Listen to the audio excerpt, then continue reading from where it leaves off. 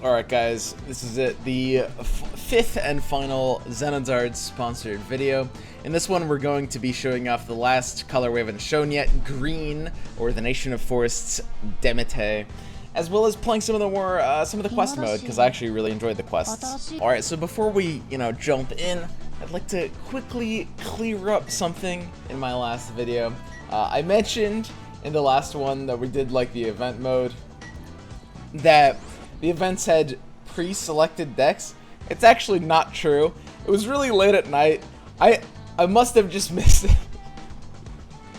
I must have just missed it, but it actually turns out that you do actually select decks in events. Whoops. Anyway, so let's go ahead and talk about this event, this new one, because in the last 24 hours since I did the last one, they actually added one additional event here, which is like the Summer Festival, which I basically just started. And what that means is, we can try it out and see how it goes. It actually starts you with 3 keys. I already lost one. I lost it so shamefully, I deleted the footage instead of showing it to you. But it starts with 3 keys instead of the usual 7, which means we have less attempts than ever. Let's go ahead and just start one out. The Demete starter deck, see how it goes. Alright guys, so we get into our game here, and this is our last key. Now I know you guys probably just saw we had 2 keys, but in between that edit, I actually lost really shamefully a second time. So this is, we cut to this, and this is actually our last key. So this one's for all the marbles. We can't afford to lose this one. We cannot. Okay. So, I have constructed a Demete deck. I did it kind of off screen. This is not the Demete starter deck. I constructed a Demete deck. I have never played Demete. We're going to try it and see what happens, but it's purely on Theorycraft. So the idea behind this deck is we're ramping into really expensive cards and cheating them out early. We're running the Force of Rebirth and the Force of Chiron. If you watch some of my earlier videos, you'll remember I wanted to try this combo, like reducing magic cost and getting more mana. I think it might be like overkill and redundant, but I'm gonna try it. Okay.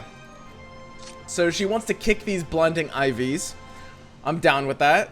Actually, it's a cheap trick. It's not really like super useful early.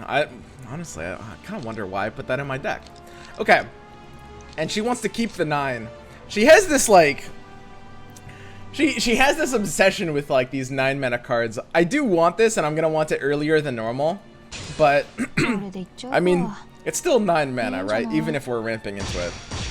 Okay, so this one's quite interesting. As you can see, we've got some like powerful top end. I put Nue the Beast of Death in here, which is, a nice like way to recover lost boards at turn 7.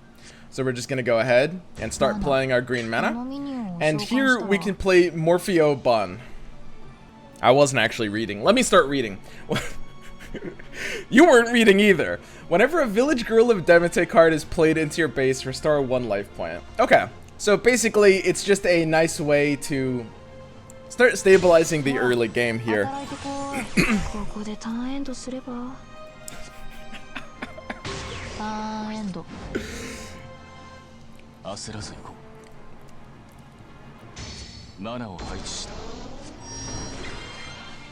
Okay. So, Ashir is playing a Machina deck.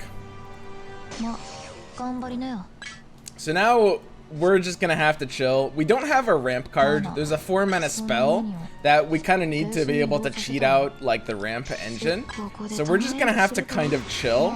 Not ideal since he has 2 units and we are in chill mode, but his units are defensive, right? They have 0 DP, so he can't really put pressure on us. He's just like playing a defensive wall, which kind of works for my game plan, unless he has like a really strong finisher.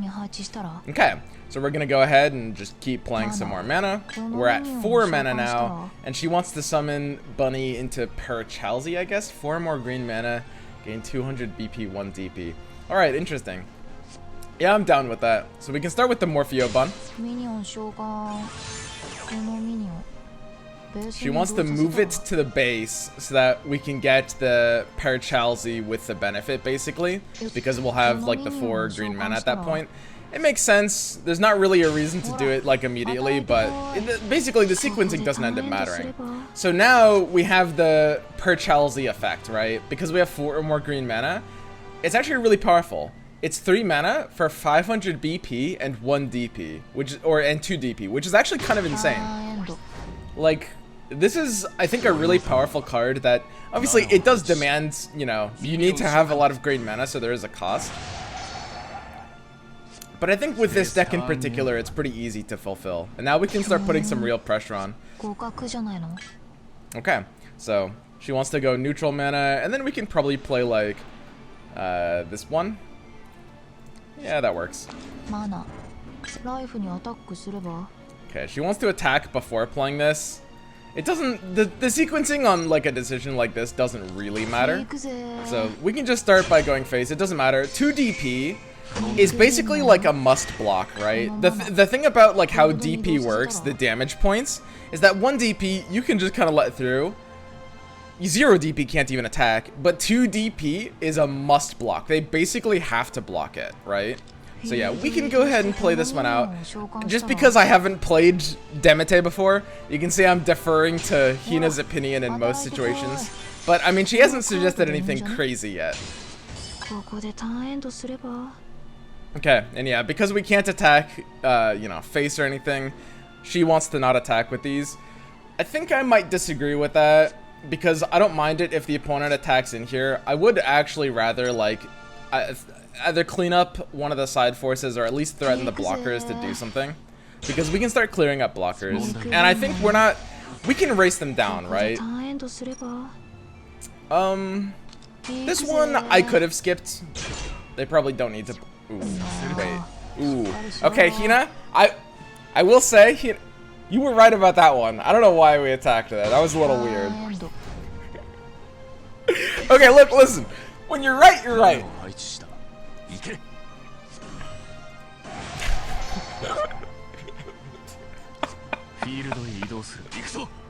I don't know what happened there, guys.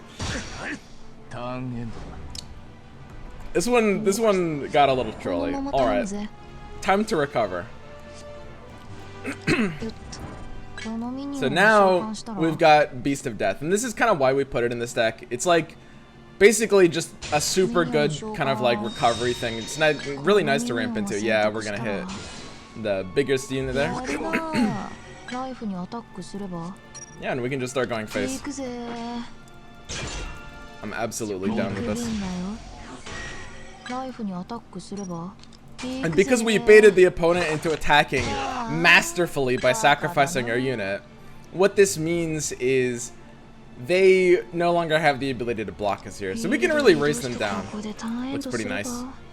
Yeah, we can end our turn. We can leave this up as a blocker, because again, when it's summoned, it can't attack the face, it can only attack the forces. And it's not really worth it going for a force here.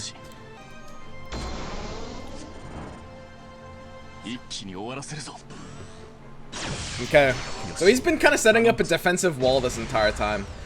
It looks like this is his, like, at least partially somewhat of a finisher. He hasn't really done anything threatening yet. It looks like these events are, like, geared towards, like, not being too difficult. Like, you know, you can do all right with them in starter decks. And yeah, this is fine to attack in this case. So she wants to use Binding Ivy to make his unit go to rest state so it's not a blocker anymore. It's sort of similar to like a return to hand kind of effect basically here.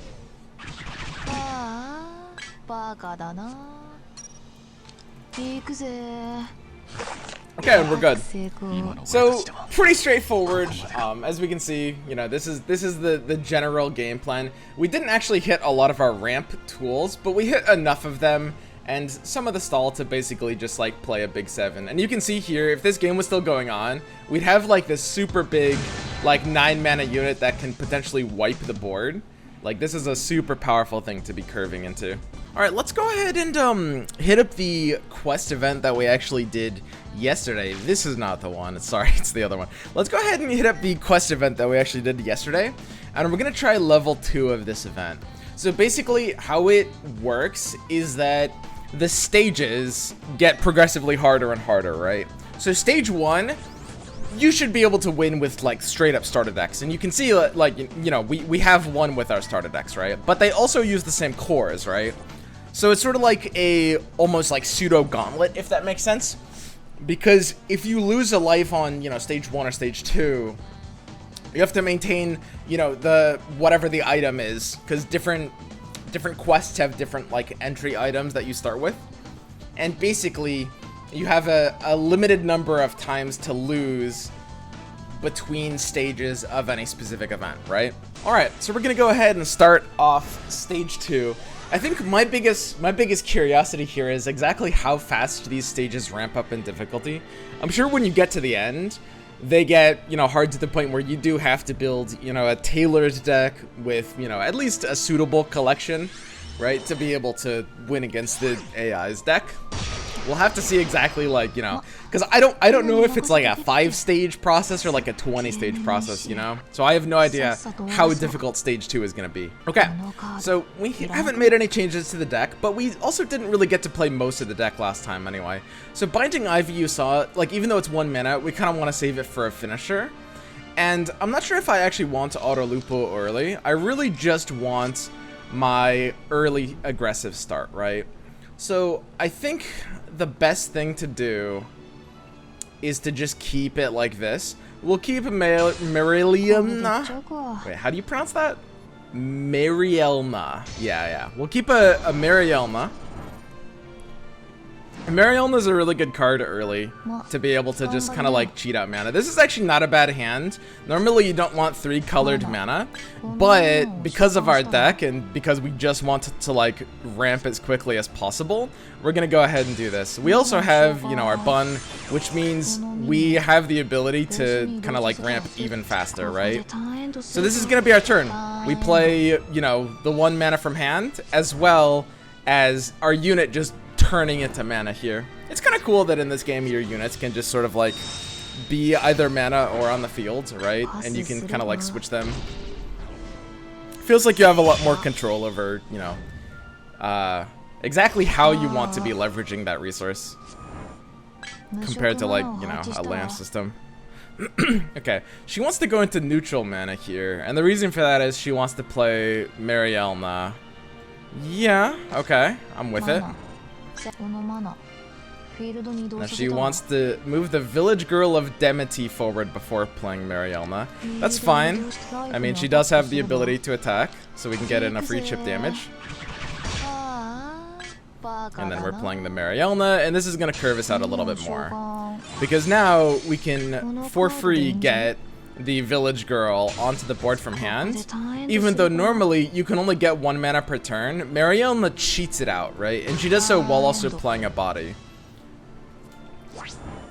So next turn, I mean, we can play like 5 mana units already, and they're only at 3. Interesting. So the Reptilian here is attacking, and they've also got when boosted or when destroyed.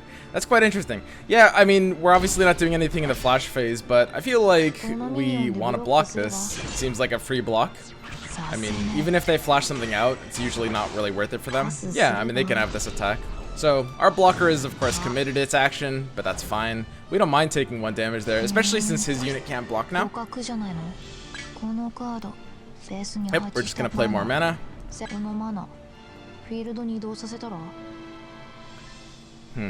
Binding Roses is actually pretty obnoxious. I could see that. And then we've got Perchalzy again, but we don't have enough green mana to make it great.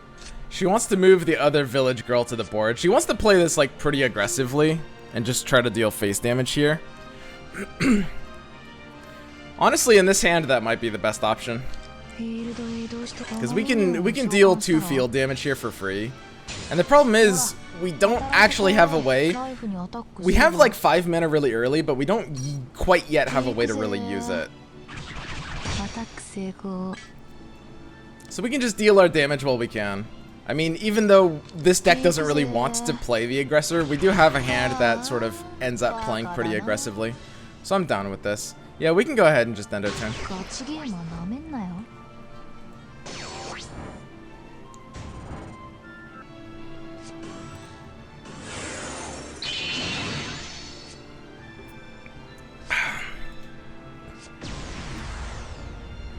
Okay.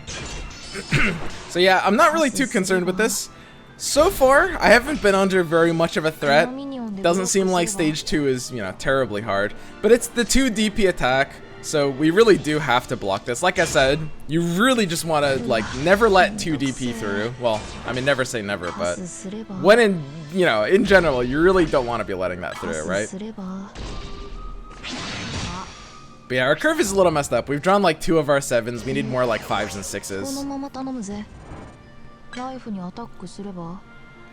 So she wants to go really aggressive here. I mean, we do potentially have the ability to try to close this out. So she's gonna flash out Binding Roses on this attack and then just try to go for lethal here. Yep, so we can flash out the Binding Roses. And this is basically like sends 2 different things back. This is actually kind of interesting. Because you can send one of the forces into the rest state, right? But it looks like it's never gonna matter to do that though, right? Okay.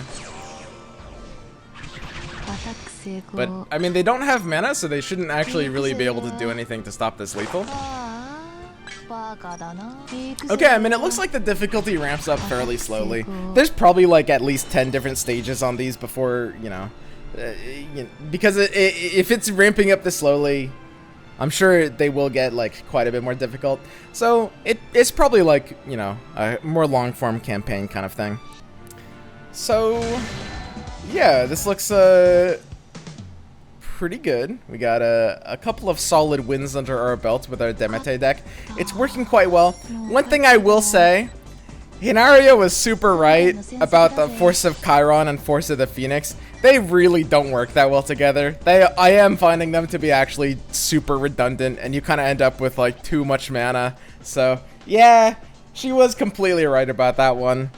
I should probably swap that out for, you know, if I end up playing the Demete deck more, because it's just being completely useless here. But yeah, I mean, that's Demete in a nutshell, right? I mean, they've got ramp, they've got healing, they've got, you know, some buffs, a lot of spells. I was surprised that they actually do have a ton of spells and combat tricks as well, because I expected them to be more basic. But I'm very happy that, you know, all of the colors so far seem like pretty spell heavy, at least from, you know, the collections that I've seen. So yeah, that is kind of like, I guess, the overview of all these 6 different colors in Zenonzard, right? I think I will say my favorites so far, I really did like Kanatana and Thanatos are probably my 2 favorites, with Poseido being like a close third. Those would probably be like my playstyles if I end up playing the game more. Those are the decks that I'm most interested in refining, and because they have some of the most like interesting and unique strategies. So yeah, that's Zenonzard in a nutshell. I think overall, probably my favorite thing about the game is the fact that it is asynchronous PvP. Because of this, you never have to deal with the opponent roping, and you never have to worry about your own rope. And I think that those are actually just really great things that I never knew I wanted from a card game. And don't get me wrong, there is some trade-offs, because yeah, I mean, you're not playing against real human beings, so there's like less interaction in the form of like emotes and stuff like that, I guess. But you're still playing against the AI and the decks that the human being, you know, trained and put together. So it still is, you know, you are still battling people in that way, right?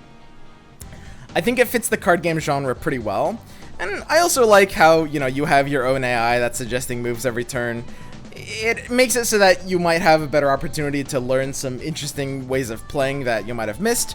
And it also means if you just want to like shut off your brain entirely, like, you know, if maybe you're like watching something and you don't know what to do for a few turns, you can just literally just do what your AI is telling you to do. And there's nothing wrong with kind of like shifting in between those like mental modes, right? So it's a pretty cool game. It's pretty unique. If you want to try it out, absolutely. It's a free-to-play game. You can check it out. There's no downside. People always ask me, you know, Swim, should I try whatever in whatever game? And my answer is always the same. If it's a free-to-play game, literally just try it for a few hours, right? Like, worst case scenario, you wasted a couple hours. If you end up liking it, well, then that's a pretty big upside, right, compared to that downside. So I wouldn't say there's any downside in, you know, checking out Zenonzard. give it a chance. If you're interested in a mobile game, I think, you know, for PC, it's obviously going to be a lot more awkward using an emulator, but if you're interested in a mobile game and it seems like it might appeal to you, give it a chance. Maybe you'll like it, maybe you won't, and that's fine. There's nothing really wrong with that. I see so many people that are that are on the fence about a free-to-play game, like they don't know whether to give it a chance or not, but I mean, there's not really a downside, right? Alright guys, so that's it. That is my full Zenonzard wrap-up, and I'll see you guys next time. So you can try downloading Zenonzard now from the links in the pinned comment to participate in the ongoing July events, where you can earn up to 240 of the 500 cards for free. You can also check them out on socials, Twitter and Facebook using hashtag ZenonzardACI, and I'll be doing a few more videos for Zenonzard on this channel as well. I actually did one already that was kind of built around the idea of a more introductory version if you were a little bit kind of like lost or wanted a better intro explanation. That one's going to be linked in the pinned comment as well.